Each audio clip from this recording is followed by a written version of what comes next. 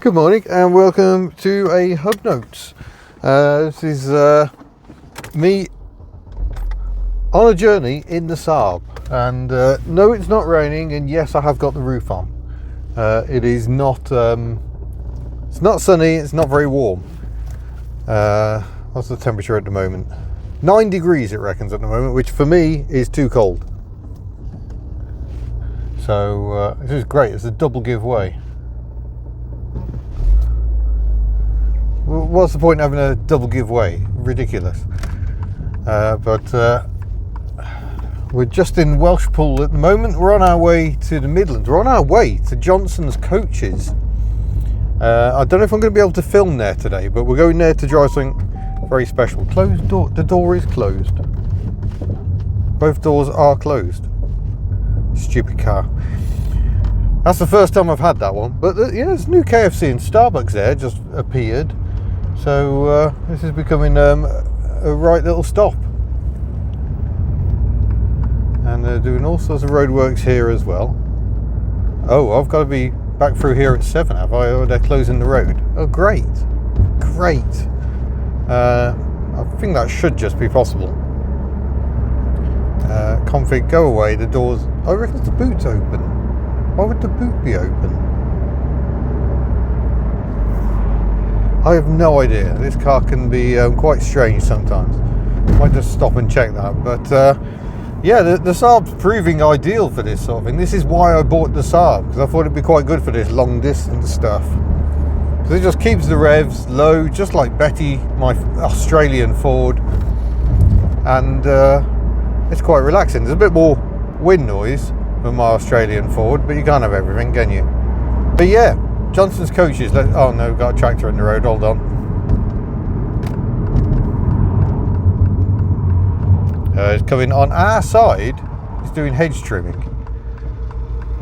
Great. Hope we don't get some. Oh, getting pinged by bits of hedge. Let's hope none of those bits embed themselves in the tyres. But yeah, Johnson's Coaches. Going back again. I've visited Johnson Coaches before, and I think it was the year 2000. Because I wanted to drive a coach, and incredibly I contacted them and they were like, yeah, we can do that, because they quite often did off-road training with drivers before they took them out on actual roads. So we went up to Wellesbourne Airfield and I drove a Plaxton Paramount bodied Volvo B10M, and that was the first public service vehicle I ever drove. But yeah, the chat was great. Took us to Wellesbourne Airfield. He had us going through cones, doing manoeuvres. It was absolutely brilliant. And we got a look around the Johnson Coaches operations, me and my then girlfriend. Including looking at the football bus, the one that Birmingham City used to go between matches. And it was a very interesting day. So we're going to see how today pans out. It's going to be a bit different today, I think, but yeah, I'm not sure if I'm going to be able to film. This isn't an official thing. I'm meeting an employee of Johnson's Coaches there to test a very, very interesting vehicle. So promises to be an interesting day. But so far, yeah, I don't quite get the Saab thing.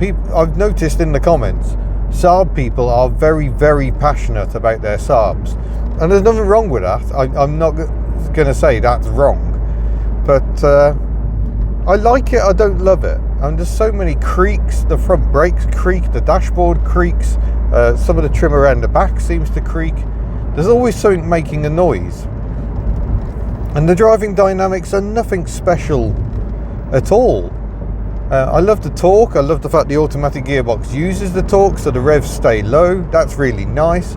If I compare it with the Rover 45 V6 I used to have, that had an automatic gearbox.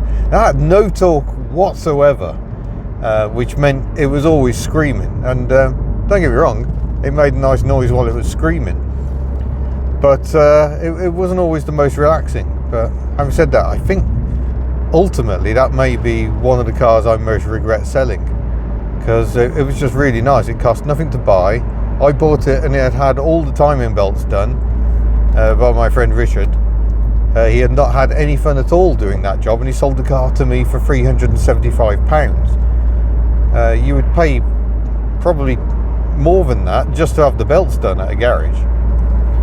Yeah, it was a lovely car, and I sold it and then bought a Skoda Favorit the same day, and that was a mistake. That was harsh on the Favorit, because the Rover was so good, and then I'm jumping into a car that's got overhead valves, not very much power, and not brilliant build quality. It's pretty good, but not brilliant.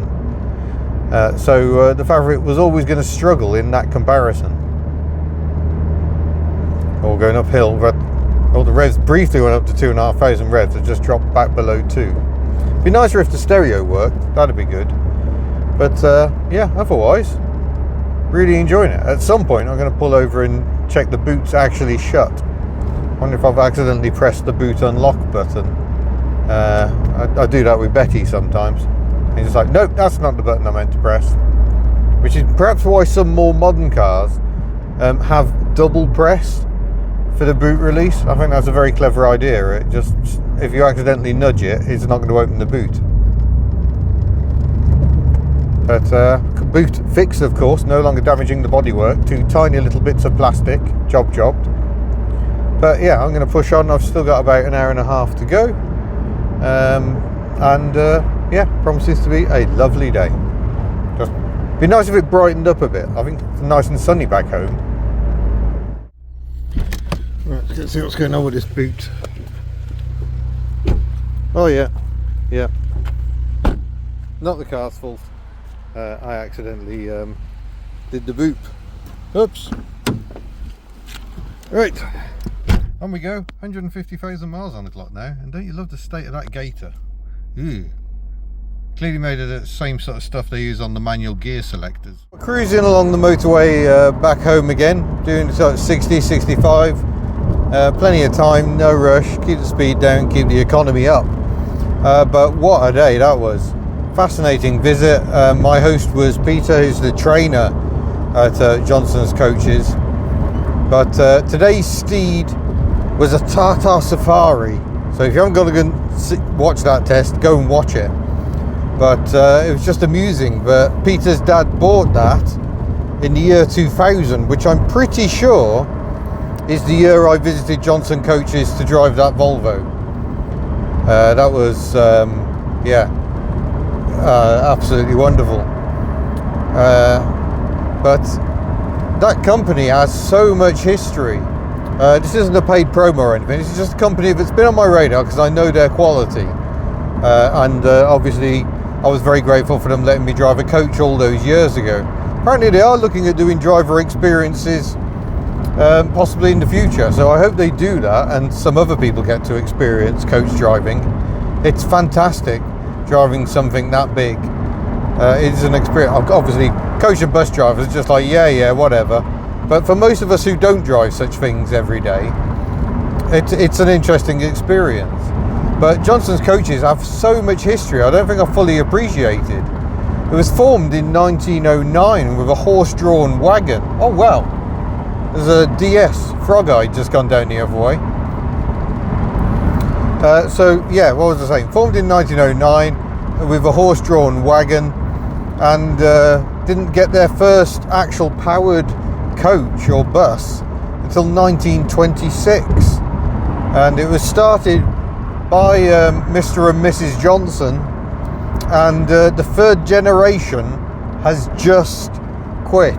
So last year the business was sold by the grandkids of the original founders. That's lovely. It's a lot of history. But they've now got over 50 coaches. They do a lot of organised trips, kind of their speciality. They've been based in the Midlands. No shortage of more elderly, shall we say, people wanting coach trips away. I think it's mostly the more elderly. And you can go there and discuss, or you can book online. It's all good. But it still feels like a really good company. Long may that continue. When I went there, I was mildly disappointed back 25 years ago because they had a fleet of Bova Futuras or Futuras, however you you meant to say. I say Futura. But always a remarkable looking coach, built by the Dutch company Bova. But very, very striking looking things. And they've still got some VDLs, which are effectively an evolution of Bova. I think Bova might have been bought up by VDL, but the styling link is kind of still there. A bit diminished from those first ones with a hugely round snout. But with a bit of luck, I've managed to get some photos from Johnson's coaches to drop into this video. Yeah. Those days are long gone. They've got a right mixed fleet now. Lots of Scanias proving very popular with customers and drivers. So yeah, very, very interesting visit. I did a lot of talking, but it was nothing to do with the Tata Safari. But the best thing is I'm getting to do a lot of the drive back in daylight. I'm not sure I'm going to make it all the way in daylight, but the headlights on the Saab are terrible. The main beam is excellent, but the dip beam is just hopeless. It's like you're driving on side lights. So those projector headlights do have their limitations, it seems. I find that odd. It's a Scandinavian car. Why are the headlights so rubbish? It's quite dark in Scandinavia in the winter. But needless to say, the heater's working well. I am keeping the roof on, 10 degrees. That's too cold, I'm afraid. Unless you've got a big coat and gloves, that is just too cold. So we're keeping the roof on. But weather's likely to change again, so maybe I'll get to properly test the waterproofing at some point. But otherwise, yeah, thanks for watching this little hub note, keeping me company on this long drive.